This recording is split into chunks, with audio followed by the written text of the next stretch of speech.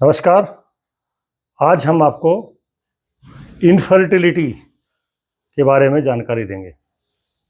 Infertility means when the women is unable to conceive, यानी जब जो है औरत जो है गर्भ धारण में सक्षम ना हो, असमर्थ हो, तो उसको बोलते हैं इनफर्टिलिटी।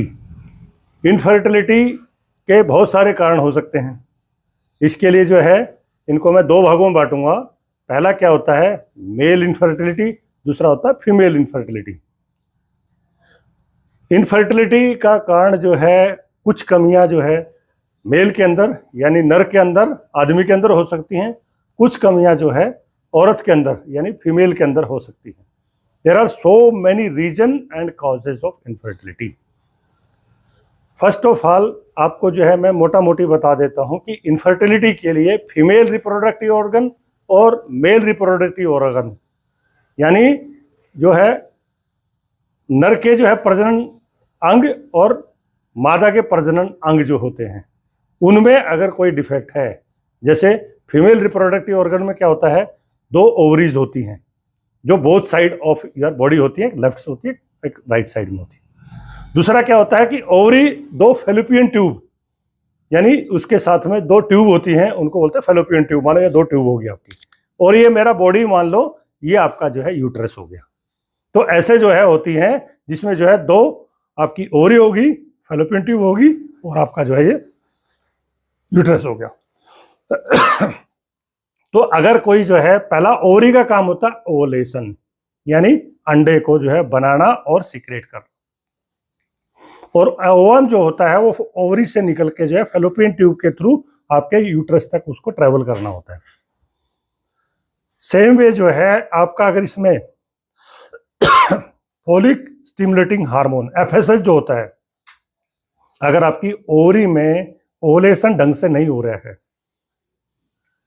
तो उसकी वजह से भी आपको इनफर्टिलिटी हो जाती है, क्योंकि आपका जो मंथली जो मासिक धर्म है, जो पीरियड्स हैं वो अगर सही ढंग से नहीं आ रहे हैं तो जनरली पीरियड जो है 28 to 30 डेज का एक साइकिल होता है। उस एक साइकिल में एक ओवरी जो है एक बार ओवुलेशन होता है और एग को मतलब जो है सिक्रेट करती है। इसलिए जो है जो ओवरी आपका अगर ओवुलेशन नहीं होता है तो एक रीजन ये हो गया। दूसरा क्या होता है, बिकॉज ऑफ द सिस्ट, जैसे PCOD polycystic ovarian disease, PCOS polycystic ovarian syndrome, polyp हो गया है या ट्यूब आपकी ब्लॉक हो गई है या ओवुलेशन नहीं हुआ है या आपका जो इंडोमेट्रियम है वो जो है जो म्यूकस होता है जो inner most layer of the uterus होती है यानी बच्चादानी की जो सबसे अंदरूनी जो लेयर होती है, अगर उस लेयर में अगर कोई परेशानी है तो भी मतलब आपका जो है कंसीव करने में प्रॉब्लम आएगी। या आप कॉन्ट्रासेप्टिक पिल्स या कोई इंजेक्शन या कोई क्रीम आप यूज कर रहे हैं तो भी आपको प्रेगनेंसी जो है नहीं आएगी। तो प्रेगनेंसी नहीं आने के जो फीमेल में कारण है वो मैंने आपको बता दिया। अगर फीमेल जो है स्मोकिंग करती है, because of the nicotine ovulation में फर्क पड़ता है। अल्कोहल अगर ड्रिंक्स करते हैं उसमें आपको फर्क पड़ता है। सो निकोटीन, अल्कोहल एंड ड्रग्स, कुछ जो है लोगों के अंदर गंदी आदत है कि वो लोग ड्रग्स जैसे ओपियम वगैरह है वो जो है अगर लेंगे तो भी मतलब आपको कंसीव करने में परेशानी होगी। तो इसलिए जो है आपका drugs, non steroid anti inflammatory drug NSAID, बार बार सर में दर्द होता है, आप जो है एस्प्रिन, डिस्प्रिन और आपका जो है ब्रूफिन, ये जितने भी पेन किलर हैं अगर वो आप ज़्यादा लेते हैं तो भी आपको कंसीव करने में परेशानी होगी। और अगर आपके अंदर स्ट्रेस है, ज़्यादा चिंता है, तनाव है, उसकी वजह से भी कंसीव करने में औरत को परेशानी होती है। अगर आप जो है आपका जो साइकिल सही नहीं है, इरेगुलर पीरियड है, तो भी आपको कंसीव करने में परेशानी होगी। अगर आपको इन्फेक्शन है, कई बार जो है आपको ट्रिकोमोनास यानी सफ़ेद पानी आता है आपको जो है, उसकी वजह से भी आपको जो है कंसीव करने में परेशानी होती है। कुछ हार्मोन है जैसे थायराइड हार्मोन है, अगर थायराइड हाइपो होगा या हाइपर होगा यानी ओवर एक्टिव अगर थायराइड हार्मोन है तो भी कंसीव करने में परेशानी होगी, अंडर एक्टिव है तो भी कंसीव करने में परेशानी होगी। तो थायराइड की वजह से हो सकती है, फोलिक स्टिमुलेटिंग हार्मोन की वजह से हो सकती है, जेंट्स के अंदर, औरत के अंदर टेस्टोस्टेरोन हार्मोन होता है, उसकी वजह से होती है। यानी हार्मोनिकल इम्बैलेंस से भी कंसीव करने में परेशानी होती है। एक होता है जो है पेल्विक इन्फ्लेमेटरी डिसीज, पीआईडी, उसकी वजह से भी हो सकती है आपको। पीसीओडी, पीसीओएस, पीआईडी, इन्फ्लेमेशन, आपका जो है ओवुलेशन, ये सारी चीजें जो है इनका जो है मल्टी रोल होता है। तो इसलिए आपका पूरा का पूरा सिस्टम अगर सही है तभी मतलब जो है कंसीव हो सकता है, प्रेगनेंसी आपको आ सकती है। तो जितनी मैंने चीजें बताई हैं, इनके अलावा भी pregnancy from unknown reason, infertility from unknown reason, और बहुत सारे रीजन हैं जो मतलब जानकारी जिनकी अभी तक नहीं हुई है। कीमोथेरेपी है, अगर कैंसर है, कैंसर की अगर दवाई ले रहे हैं, उसकी वजह से भी आपको जो है कंसीव करने में परेशानी हो सकती है। तो आपको ड्रग्स की वजह से हो सकती है, मेडिसिन की वजह से होती है, स्ट्रक्चरल अगर आपका कोई परेशानी है, ब्लॉकेज की वजह से हो सकती है, फेलोपियन ट्यूब ब्लॉक हो सकती है। तो इन सब चीज़ों आपको जो है मैं बता सकता हूँ। ऐसे ही मेल के अंदर भी जो मेल रिप्रोडक्टिव ऑर्गन होता है, जो टेस्टिस होते हैं, टेस्टिस का जो है स्पर्म को जो है स्टोर करने के लिए, स्पर्म का जो है सेमिनल फ्लूइड प्रोडक्शन के लिए बहुत बड़ा रोल होता है। इसलिए जो है स्पर्म का जो है अगर क्वालिटी सही नहीं है, आपका जो सीमेन है, सीमेन के अंदर जो है स्पर्म होते हैं, स्पर्मेटोजोआ होता है, अगर आपका स्पर्म का क्वालिटी और क्वांटिटी अगर सही मात्रा में नहीं है तो भी आपको कंसीव करने में परेशानी होगी। क्योंकि ओवम को जो है स्पर्म के साथ में मीटिंग होगा तभी आपका फर्टिलिटी होता है। अगर ओवम की हेल्थ सही नहीं है या स्पर्म की हेल्थ सही नहीं है, उन दोनों को जो है मीटिंग होगा आके यूट्रस के अंदर, तभी आपका जो है फर्टिलिटी होती है। And proper place for the meeting is uterus, यानी बच्चादानी के अंदर।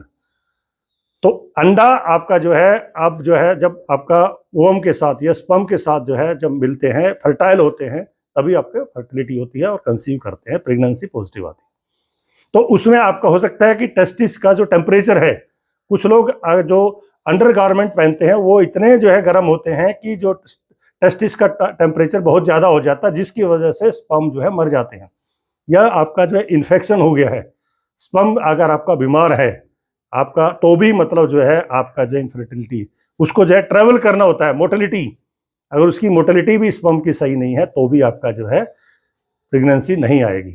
अगर उसमें इन्फेक्शन है, अगर उसके अंदर कोई आपका बैक्टीरिया है, प्रोटोजोल है, वायरस है, वो भी नहीं होगी। और अगर आपको सेक्सुअली ट्रांसमिटेड डिसीज हैं, जैसे विंडल डिसीज हो गया, आपको HIV हो गया, एड्स हो गया, इस तरह के अगर आपको सीरम टेस्ट फॉर सिफिलिस है, गनोरिया है, HIV है, जो है, अगर ये सारी परेशानी है तो भी आपको कंसीव करने में परेशानी हो सकती है, चाहे मेल में हो चाहे फीमेल में हो। फीमेल रिप्रोडक्टिव ऑर्गन अगर आपके डैमेज हैं, अगर माल फंक्शन कर रहे हैं तो भी आपको प्रेगनेंसी नहीं आएगी। अगर मेल रिप्रोडक्टिव ऑर्गन में अगर माल फंक्शन कर रहे हैं या कोई स्ट्रक्चरल डिफेक्ट है तो भी प्रेगनेंसी नहीं आएगी।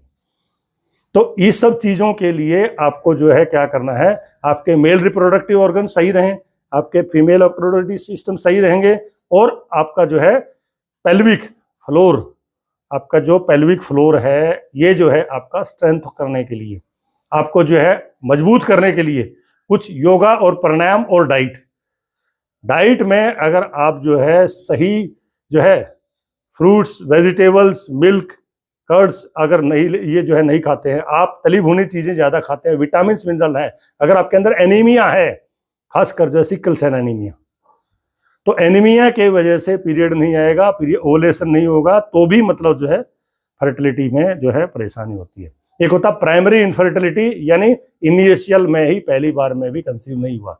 एक होता सेकेंडरी इनफर्टिलिटी, फर्स्ट टाइम तो आपको बेबी को आपने बर्थ दे दिया, लेकिन सेकंड टाइम कंसीव करने में परेशानी हो रही है, दैट इज सेकेंडरी इनफर्टिलिटी। तो प्राइमरी इनफर्टिलिटी हो चाहे सेकेंडरी इनफर्टिलिटी हो, योगा का इसमें जो है क्या मतलब रोल है, अब मैं आपको ये बताने जा रहा हूँ। तो योगा क्या है कि जो आपका यूट्रस है, जो आपके जो है फेलोपियन ट्यूब है, जो आपका ओवरीज है, इनको जो है स्ट्रेंथन करने के लिए, इनकी जो सराउंडिंग मसल्स हैं उनको स्ट्रेंथन करने के लिए, इनकी मांसपेशियों को मजबूत करने के लिए, आपका स्ट्रेंथ, स्टेमिना और फ्लेक्सिबिलिटी बढ़ाने के लिए, आपको मेंटली स्ट्रेस रिलीज करने के लिए, जो आपका मानसिक तनाव ज़्यादा हो गया है, आप डिप्रेशन में जाने वाले हैं, बिकॉज लोग आपको ताने मार रहे हैं कि ये तो भांज है, बच्चा पैदा करने में सक्षम नहीं है, तो इसी स्ट्रेस को रिलीज करने के लिए भी योगा का बहुत बड़ा योगदान है। नेक्स्ट जो होता है कि आपको जो है योगा के लिए आपने देखा होगा कभी कभी जो घर में ज्यादातर झगड़े होते हैं वो मतलब जो है लड़का और लड़की को लेके भी होते हैं कि she is unable to produce male child, कि औरत ने औरत को पैदा कर दिया, लड़की को पैदा कर दिया, तो हमेशा उसके लिए औरत को जिम्मेदार माना जाता है। Women is held responsible for giving birth to the female child, यानी औरत जब अगर जो है बच्ची को जन्म देती है तो उसके लिए मां को जिम्मेदार ठहराया जाता है, जबकि यह सरासर गलत है। जो मेल और फीमेल का जो डिटर्मिनेशन होता है वो एक्स एक्स और एक्स वाई से होता है। जो वाई क्रोमोसोम होता है वो जेंट्स के अंदर होता है, यानी लड़का पैदा करना हो या लड़की पैदा करनी हो उसके लिए जो है मर्द जिम्मेदार है। मेल मतलब इज रिस्पॉन्सिबल बिकॉज दो वाई क्रोमोसोम है, it is not there in the ladies, women के अंदर नहीं होता है। तो एक गलत जो धारणा बनी हुई है हमारे देहात में, खासकर गाँव में, जिनको मतलब कम इसका ज्ञान है, वो हमेशा उसके लिए औरत को जिम्मेदार ठहराते हैं और औरत को ही जो है भला बुला बोला जाता है, जबकि वो 9 महीने तक बोझ मरती है, 9 महीने तक उसका पालन पोषण करती है, उसके बाद भी पालन पोषण करती है, लेकिन फिर भी औरत को ही इसके लिए जिम्मेदार ठहराया जाता है, जबकि उसमें इसका कोई रोल नहीं होता है। सबसे ज्यादा रोल होता है वो मेल का होता है, क्योंकि वाई जो क्रोमोसोम है एक्स एक्स के साथ अगर जो है मिलता है तो लड़की होती है, एक्स वाई के साथ अगर मिलता है तो लड़का होता है। तो एक्स और वाई जो फैक्टर है वो मेल के अंदर होता है, इसलिए जो है मेल जिम्मेदार होता है। तो पढ़े लिखे परिवारों में भी मैंने देखा है कि लड़की पैदा होने पे माँ को जिम्मेदार ठहराया जाता है, यानी औरत को जिम्मेदार ठहराया जाता है, जो सरासर गलत है। Scientifically it is proved that there is no role for production of male और female child of a women. तो ये आपके जो है मैंने बताया था। अब योगा क्या क्या आप कर सकते हैं, सबसे पहले अपने पैरों को खोल लीजिए, ऐसे लंबा खोल देना है जितना खुलता है। उसके बाद आपको स्ट्रेचिंग करनी है, पहले लेफ्ट में और राइट में, ऐसे आपको आगे झुकना है और खूब बढ़िया स्ट्रेचिंग करनी है। 10 बार 20 बार आप करेंगे। स्ट्रेचिंग करने के बाद फिर आपको जो है एक पैर को ऐसे मोड़ लेंगे और मोड़ के और इसको ऊपर नीचे, ये पहले जो है कभी भी योगा करने से पहले आपको वार्मिंग अप करना है। ये वार्मिंग अप आपने कर दिया, उसके बाद इसको बेबी की तरह उठाया लेफ्ट में और राइट में। ये आपको जो है आपका जो इससे क्या है आपका पेल्विक फ्लोर जो है मजबूत हो जाएगी और आपको पीरियड में ही परेशानी नहीं होगी और आपको जो है पेल्विक बोन खुल जाएगी। ये पहले राइट से कर लिया, then left, hold, lift it like a baby and take it to the left and right. ये इसको ऐसे आपको जो है करना है, यानी आपकी जांघें जो है वो मजबूत होनी चाहिए। इनको जो है अपने स्ट्रेंथन करना है, आपको जो है पेल्विक फ्लोर को मजबूट करना है। आपकी अगर ओबेसिटी है तो कंसीव करने में परेशानी होती है, इसलिए मोटापा भी नहीं होना चाहिए। तो आपका जो है देन आपको heel and toe together, bring your heel to your perineum, ऐसे आपको इसको लेके आना, भद्रकोण आसन। ये कमर सीधी, गर्दन सीधी रखनी है और यहाँ से सांस लंबा लेना है और सांस छोड़ते हो आगे, फिर ऊपर नीचे ऐसे। इसको जो है बटरफ्लाई बहुत बढ़िया आसन है आपके लिए, इसको आपको करना चाहिए। बटरफ्लाई के बाद आपको जो है ये आप फिर करना है जानुशिरासन, यानी आपको fold your right leg, heel on your perineum, both hand up, stretch upward and bend forward. इससे आपकी फ्लेक्सिबिलिटी बढ़ेगी, कमर की, पेल्विक फ्लोर की बढ़ेगी। तो जानुशिरासन मतलब जानू का मतलब होता है घुटना, सिर का मतलब माथा घुटने पर लगाना, फिर सांस भरते हुए ऊपर और नीचे। अब दूसरा पैर मोड़ लिया, एडी को अपनी जांघ में रखा और दोनों हाथ सीधे और सांस छोड़ते हुए आगे झुके, जानुशिरासन, ऊपर और नीचे। इसके बाद आपको जो है जानुशिर आसन के बाद में आपको जो है करना है पश्चिमी उत्तानासन। दोनों हाथ ऊपर किए, लंबा करा, सांस भरा और सांस छोड़ते हुए नीचे। ये आप, ये पश्चिमी उत्तानासन था। एक पूर्वी उत्तानासन होता है, उसके लिए आपको एड़ी पे और हाथ पे ऐसे खड़ा हो जाना है एंड लुक अप। ये बहुत बढ़िया आसन है, जिनको थायराइड है उसके लिए बहुत बढ़िया है। और इसको अगर आप चाहो तो मत्स्य आसन भी कर सकते हो, ऐसे अपना जो है एल्बो के ऊपर and raise your back up. ये मत्स्य आसन, पूर्वी उत्तानासन और मत्स्य आसन स्पेशली थायराइड के लिए बहुत बढ़िया है। फिर उसके बाद आप जो है ऐसे जो है लेट जाएंगे और लेटने के बाद ब्रिज पोज, यानी सेतुबंध आसन, अपना ऐसे पेल्विक को उठा दीजिए ऊपर। ये डाउन, उसके बाद दोनों हाथ खोल लेंगे और आपका जो है इसके लिए करना है Markatasana, knee to the left, up जो है upper body to the right, ये सेंटर में to the left and centre, सांस छोड़ते हुए बाईं तरफ, गर्दन कमर दाईं तरफ, सांस भरते हुए बीच में, फिर दाईं और बाईं अपोजिट साइड में। ये आपका जो है मर्कटासन का पहला अभ्यास। दूसरा क्या है कि आपको जो है दोनों पैर ऐसे खोल लेने हैं, ऐसे ओपन अप करना है और ये पकड़ लेना है ऐसे, हेल्थी बेबी पोज, और फिर इसको टांग को ऐसे खोलना है पूरा और बंद करना है, ओपन एंड क्लोज। इससे आपका जो है पेरिनियम आपका जो है स्ट्रांग हो जाएगा, आपका पेल्विक फ्लोर स्ट्रांग हो जाएगा, आपका स्ट्रेस जो है रिलीज होगा। इससे आपका जो है बहुत बढ़िया है, ये जो है हैप्पी बेबी पोज बोलते हैं, इसको भी आपको करना चाहिए। फिर नेक्स्ट इसके लिए होता है लेग अप द वॉल। आपको जो है exhale and raise your leg up to 90, ये इसको जो है आप ऊपर की तरफ मतलब टांग को ऐसे उठा कर रखेंगे दोनों हाथ 90 डिग्री, अर्धहलासन, बहुत बढ़िया आसन है। इसके लिए आपका जो है पेल्विक फ्लोर मजबूत हो जाएगा, आपका यूट्रस मजबूत हो जाएगा, एंड देन आपको दोनों को ऐसे खोल के और ये अपना जो है press to your perineum and look up, ये बहुत बढ़िया है। इसको आपको ऐसे खोल के रखना है। एंड नेक्स्ट क्या है आपको सर्वांगासन। सर्वांगासन के लिए ऐसे ऊपर दोनों, और यहाँ से जो है सीधा ऊपर की तरफ ऐसे throw your leg up in the air, ये सर्वांगासन। थायराइड के लिए एज वेल एज यूट्रस के लिए इसमें सर्कुलेशन बढ़िया होगा, आपका यूट्रस को आपको जो है बढ़िया ब्लड सर्कुलेशन मिलेगा। एंड देन आप इसको हलासन, ऐसे कैसे सीधा नीचे, ये अप एंड धीरे से डाउन एंड डाउन, ये। और फिर इसके बाद बोलते हैं अगर फॉरवर्ड बेंडिंग किया है तो बैकवर्ड बेंडिंग करना है, रेज योर बैक अप, ये विपरीत करनी, डाउन। इसके बाद आपको turning to the left and sit down.